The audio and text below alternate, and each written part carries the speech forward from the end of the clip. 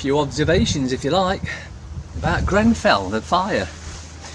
Well, apart from the fact that we know that they like to put it out in films and series what they've got planned, and they put out London's burning Grenfell in the 90s, late 90s, they were telling us what they'd got planned. Now people said, or some have said, they heard an explosion. Maybe this was an incendiary device, maybe it was just a washing machine or dishwasher like they say. I find it hard to believe. However, what I find absolutely ridiculous, the fire started between midnight and 1 o'clock in the morning, when most would have been in bed asleep. The fire started roughly a quarter of the way up. Now if they're all in bed asleep and this fire started, apparently there's about 650 or over 650 in the ill-fated tower. But if there's 650 in there and they're still trying to maintain it's less than 100's died, well, that just doesn't add up, doesn't make any bit of sense whatsoever. The true figure of the death toll, I would suspect, is more likely 400 plus, between 400 and 500. It's got to be. The fire took hold so quickly they couldn't get out down the stairs. A lot of them died in the stairs, those that managed to wake up and try and get out. Now why though? Why would they need to hide the true amount? Well, I suspect it's because they know, this is the councils and the government, they know that we know this is all because of cutbacks, and they're cutting back on the most important things to us all, whilst, well, in Nottingham for instance, spending 83 million on replacing lights that didn't need replacing. Just change the bulb. But no.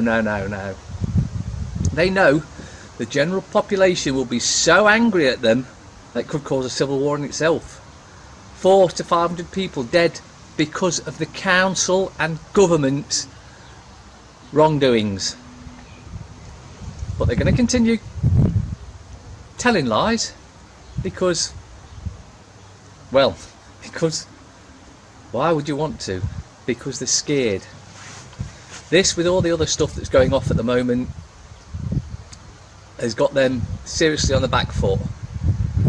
Everyone's starting to ask questions and there's no answers forthcoming. I put it to you that the only reason for that is they know what caused the fire. They know how many died. It's just another cover-up, except this one has cost between 400 and 500 lives, and it's the government and the councils who are all doing this together, all cutting important services. Fire, sprinkler systems, no we don't yet. And then what we'll do is we'll put some material around the outside that just so happens to burn really well.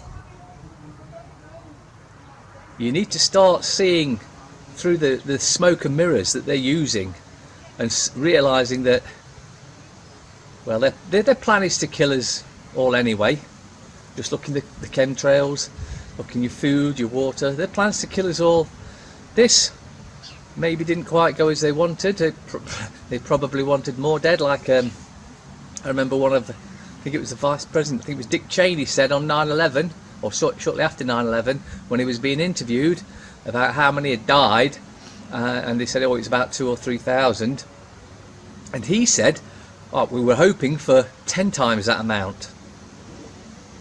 These are the sort of psychopaths we're dealing with. Until we start asking questions and demanding answers, it's going to continue.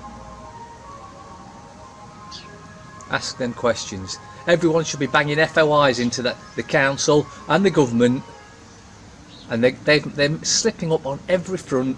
You'll probably get an answer that maybe give you some of the information that they don't want releasing.